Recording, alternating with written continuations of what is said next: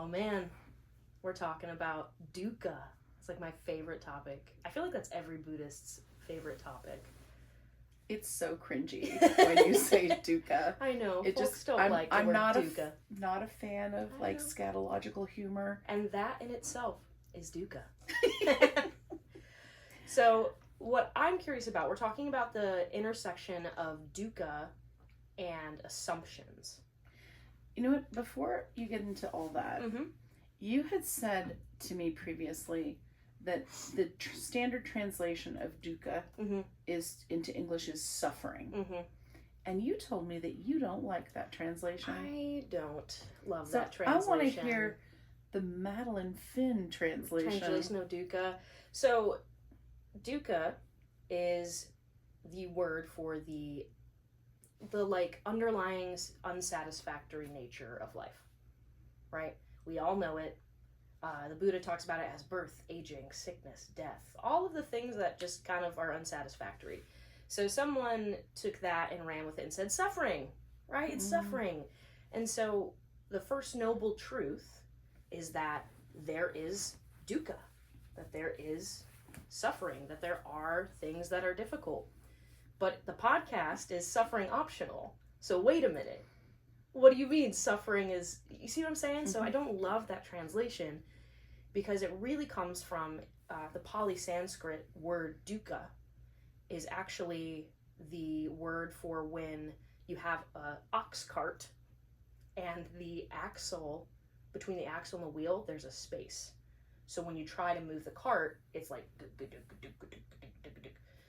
Is that where the name came from? No, but I just thought the same onomatopoeia of that sound. But think about it more like when you go grocery shopping.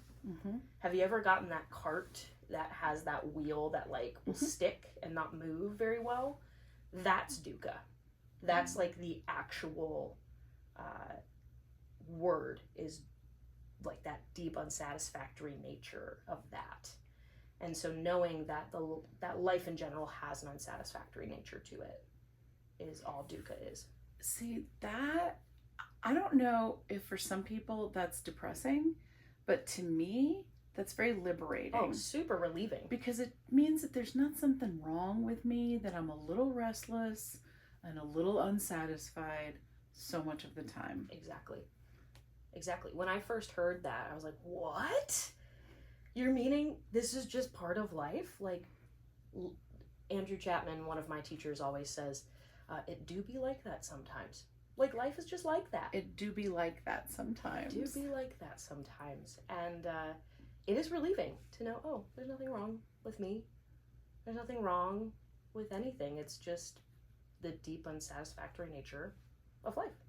So I think that that's sort of what we talked about this episode was really going to focus on. Is the human experience. Ooh. Right? That this suffering is a reality of life, right? This squeaky wheel, a little bit stuck, stickiness, the general unsatisfactory nature of life, right? And how that is a common humanity experience. That it's not something that happens in isolation. It's happening to everyone all the time. Yeah. I feel like that's such a grounds for compassion, isn't it? Absolutely. So then we're talking about, right, so if you're going to join us in this world and you're going to join us in this assumption that suffering is a human experience and that the nature of life is that it is unsatisfactory, I feel like you can be a little dialectical about that. Right? We talked about dialectics, ding, last week. And we can be dialectical, right? You don't have to like hook, line, and sinker. Oh, well, Bani and Diana said, and the Buddha said that life is unsatisfactory, so now I have to walk around being unsatisfied all the time. It's that there is an underlying state, but you also just play with the idea. Because what we're going to kind of explore as we explore this, and let's just say suffering, because it's a lot easier than unsatisfactory nature of life. Plus, it's the title of our podcast.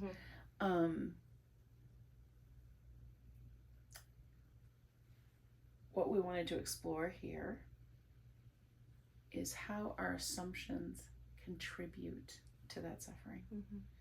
How we have a choice, right? Mm-hmm. To either operate from a base of assumptions that increase our suffering or that can decrease, have the potential to decrease our suffering. Mm-hmm. And that's where the DBT comes in. Yay! Because we have a set of assumptions that we use in DBT that help us be more skillful. What are they? Well, numero uno, this is one of great controversy. Oh, I can't wait. Okay. So whenever I teach this in groups and things, there's people are always like, they don't believe it. They're like, that's just not true. Because my blah, blah, blah person in my life is definitely not doing that. So here we go. Everyone at all times is doing the best that they can. That tracks. Does it? For me, it does. I've also been a teacher of Buddhism for however long now, so. Because usually people are like, well, my daughter or my mother or my partner are definitely not doing the best that they can. I think it's because I know dukkha. I think it's because I've studied this for so long that tracks for me. Well, explain that, Maddie. Well, it gives you a lot of compassion. It gives you a lot of, because without suffering, there's no room for compassion. Right? With understanding that everyone is experiencing suffering, it gives me a bigger capacity to know that what somebody is going through, I can't always understand. Yeah. Does that make sense? Yeah, and this is the thing, like, so because we're being dialectical, ding, it, referencing episode 7, someone may be doing the best that they can under the circumstances. It may not be their all-time best. They may be capable of better, but when you look at the entire circumstance, like their history, the day that they've had, whatever's going on with their body, whatever mitigating factors are impacting them, that may be causing them not to do their best of all time. And this assumption has 2 parts. Oh. Everyone is doing the best that they can at all times, and they need to do better. Yeah. So can I chime in on that real quick? Because yes. Something that I'm realizing, if for those of you who have listened to episode 7, we talked about equanimity. And one of the things that I like to think about when I think about equanimity is the near enemy, which is apathy, right? It's this thing that we can kind of like, well, everything's awful anyway, so we might as well just not care. But I think you might want to just explain briefly what equanimity is. Equanimity. And its opposite of apathy. Coming in because episode 7, we talked about equanimity, this evenness, this balance, this tranquil place for your heart to be. But what we didn't really touch on is this near enemy of apathy, which it's easy to fall into. Like you said something about everybody's doing the best they can at all times, and they need to do better.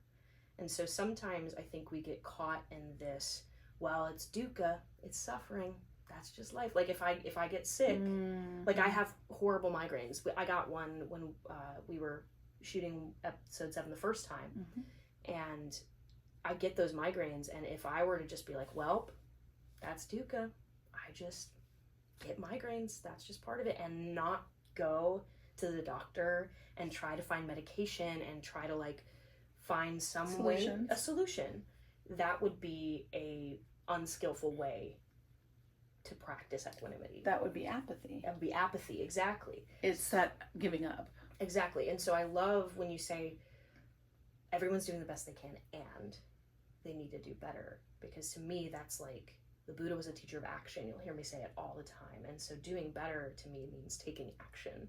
Ooh, tell me more about this Buddha as a person of action. Oh, he's a teacher of action. We think of him as just sitting around. Yeah, well, I mean, the thing that I love about the Buddha is, number one, he was like, don't take my word for it. That's my favorite thing. But my second favorite thing, have I told you about the handful of leaves? Oh my gosh, I love the metaphors. Tell us about the handful of So leaves. the Buddha was walking with some monks around in the little forest, and there were all these leaves on the ground because I'm assuming it was fall time or whatever. And he picks up a handful of leaves off the ground and shows them to the monks and says, "Imagine all of the leaves in the forest as the whole of the Dharma, which is just the teachings of the Buddha. All of my teachings. Think about all these leaves as all of my teachings." And then he shows them this handful of leaves and he says, "But this, you only need this to wake up. You don't need to be in all the concepts and in all this stuff. You just need to do these few things or be well versed in these few skillful things in order to actually wake up," which I love. So he's less about like, know all your stuff and know your concepts and what's the chain of dependent origination. Like, he doesn't care about that as much as he cares about practice, about doing it, and about action. There are whole sermons where he doesn't even talk. There's a sermon called the Flower Sermon where he literally just holds up a flower and smiles at it. And to me, I'm like, that's a teacher of action. It's like, do it. Do it. Don't take my word for it. Do it. I really hope that our listeners are taking that to heart, right? Yeah. To actually get out and do these things. It's funny what came to mind when you were talking about that. What I always tell people with DBT is there's over 100 skills and they all have names, and there's a lot of really unpleasant acronyms, and people get really befuddled with that. They're like, I have to remember all the names of the things, and I'm like, no, you don't have to remember them. You can just win the award for best use of skills without knowing what they're called. Right? It's the mindset, right? It's a way of thinking. It's a way of doing things where you start to really intuit, oh yeah, that was skillful. Yeah. I love this. I mean, that was my, like, what I got from the whole, like, everybody's doing the best they can and they need to do better. I love that assumption. I love that assumption. Yeah, I think coming back to what you're saying, it feels like the take that you have on it, which I really like, is everyone's doing the best they can. That's the sort of, like, validation part, right? And they need to do better, which we would think of in DBT as, and that's where the change is in the dialectic. But I love what you're saying is that's where the action is also, right? The action is that, okay, you know, it's that thing, I made a mistake. And instead of like beating yourself up terribly about it, you're like, what's the action I can take? Exactly. How can I do this differently? How can I do better next time? Yeah, because without that, it's apathy. Yeah. Interesting. Okay, so what's the second one? What's the next one? Okay, the next one, I'm just giving you my favorites. There's more. Oh, really? Okay. But the next one is, you may not have created all of your own problems, but you still have to solve them.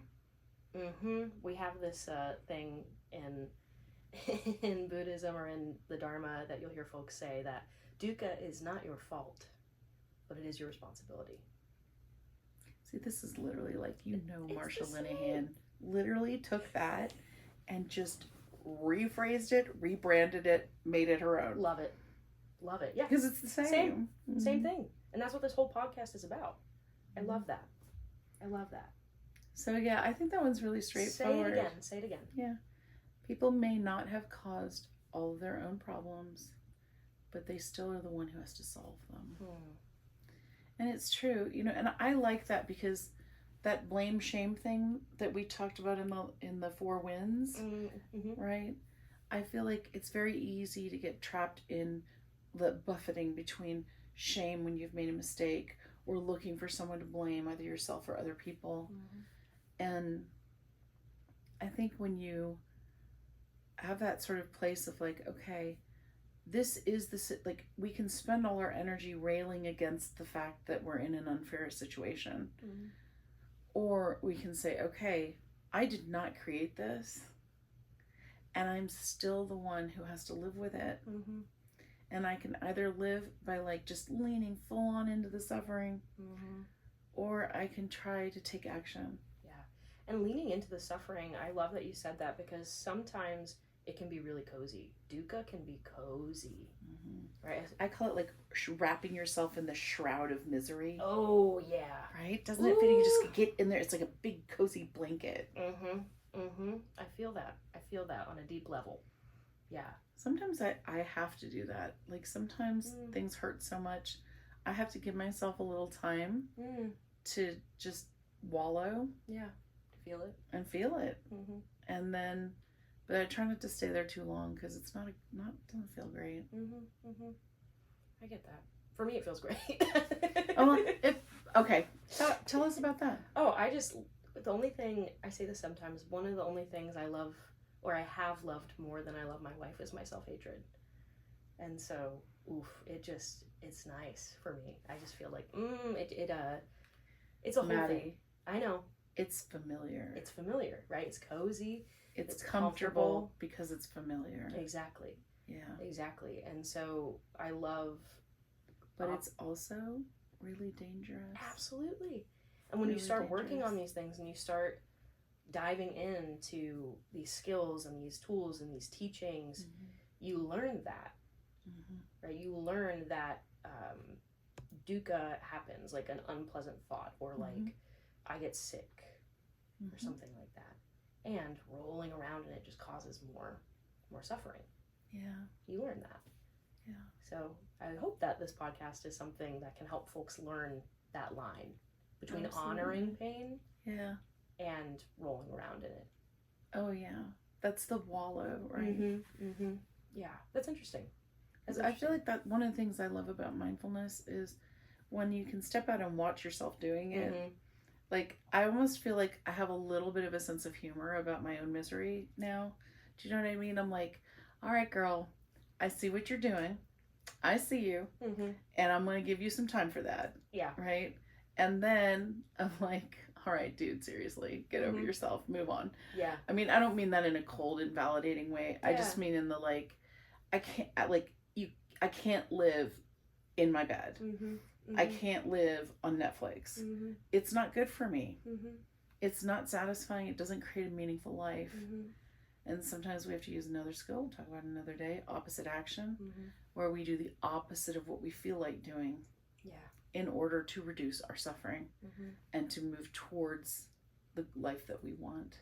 Yeah. How can this assumption help us with connecting with other people? Well, I think we can recognize that everything that's happening to other people is not their own fault. I mean, I do think we live in a culture where people tend to blame other people for their circumstances without looking at the larger context.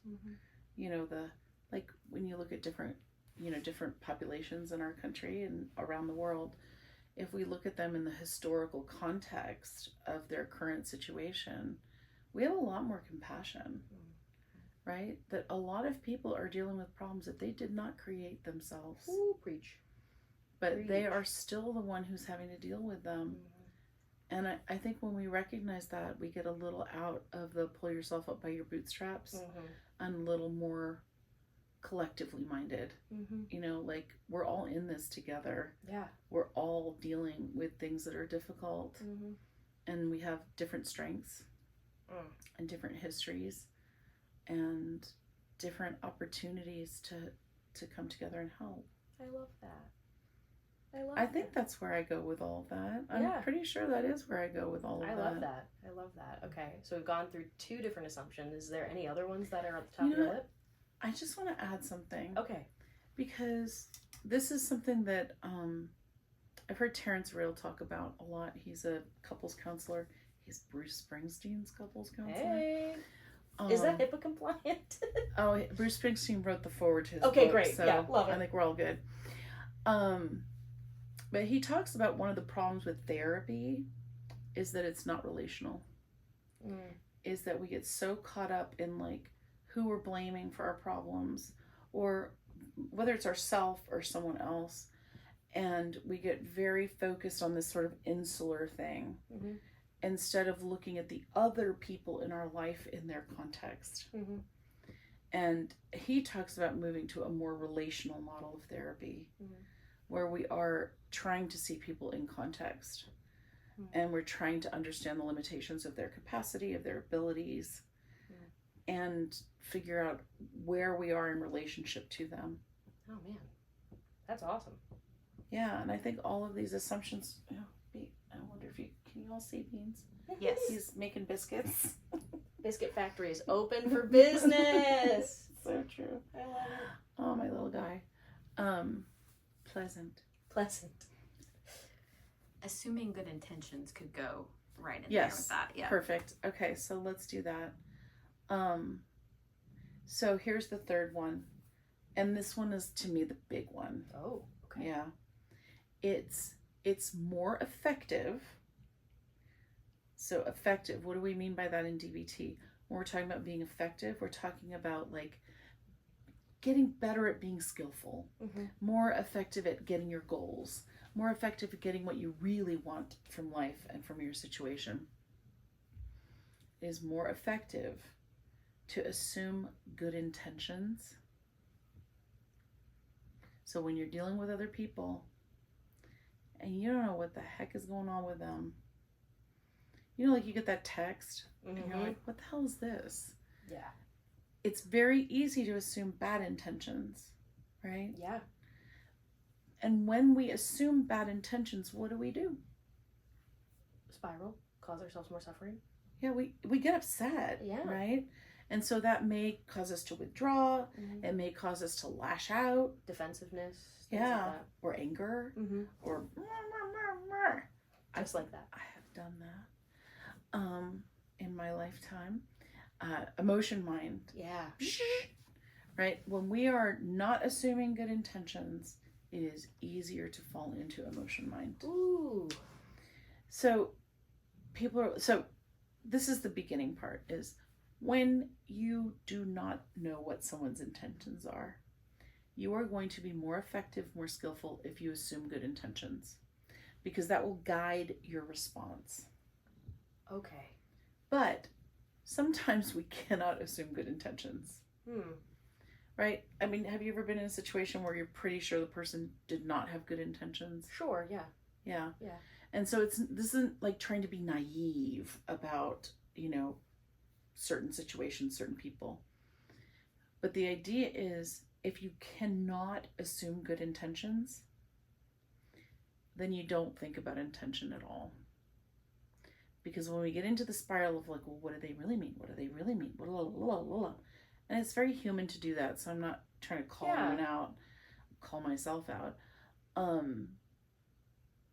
If we just don't look at intentions and we look at behavior. Oh. I don't know why this person is doing this, but I don't like it. And then we deal with what we don't like. Because usually when we don't like something, it's because someone is bumping up against our limits. So you're here and you feel like ooh, I don't like that. Someone is just bumped up against your limit. And then you have a choice. You can either observe the limit by like expressing what the limit is, or you can extend it. Say it again. Or you can extend it, meaning you're not going to communicate your limit right now, but you want to be super mindful about why you're extending. Because a lot of us tend to extend and extend and extend and extend Never. until we blow up. I've never done that. No, neither have I. Probably no one listening knows what we're talking about. That's okay. So sorry. This is like the sarcastic episode I love of it. Suffering Optional. Probably because we're talking about suffering. Yeah. So the upshot is that you want to deal with the behavior. If we start spiraling about why are they doing this? What does it mean? What does it mean? We can just really spin ourselves out and we can start being really unskillful. But if we just are like, ooh, someone is just bumped up against my limit, and maybe it's someone who does it a lot, and we can say, I don't know why they're doing this, and I don't like it. And so then we have other skills for dealing with that, for communicating that. Is this a appropriate time to talk a little bit about the second arrow? Or are we saving that for another time? Oh, but I love the second arrow. We can talk about the second arrow So lots. it makes me think of the second arrow, because it's this whole teaching of like, imagine you go into the forest and you get shot with an arrow. And you're like, whoa, okay, so like painful boundary, like I'm bristling against that limit. And then what ends up happening is, instead of tending to the wound, most of us will look at the arrow and say, who did that? Where did that come from?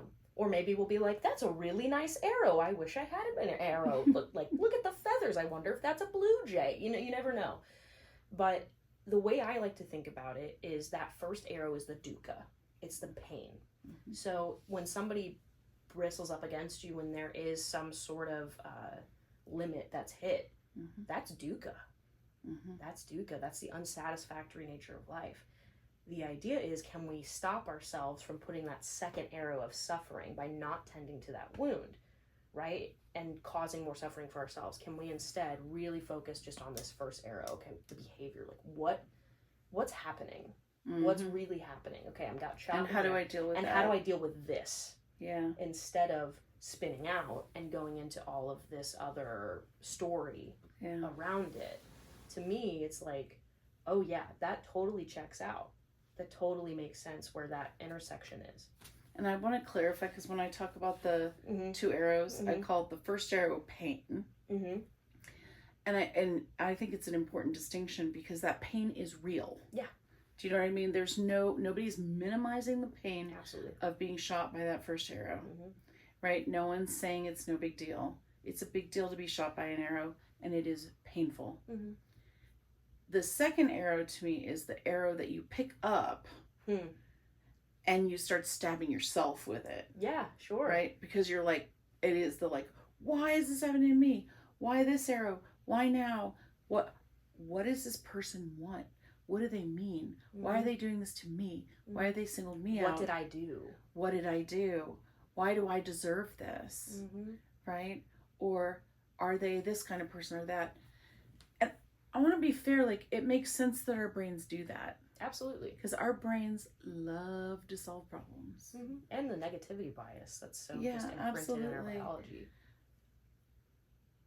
And the point is not that you can't do that, you don't, but it's just to notice that it can make you less effective. Mm-hmm. And it can cause you more suffering. So that's all. That's it. And so, in the dialectical world, like, you might be out there going, well, I know this person has bad intentions, and I think I've figured it out. Mm-hmm. I know why they're doing that. You know what? That can be helpful for problem solving, mm-hmm. right? To understand the problem.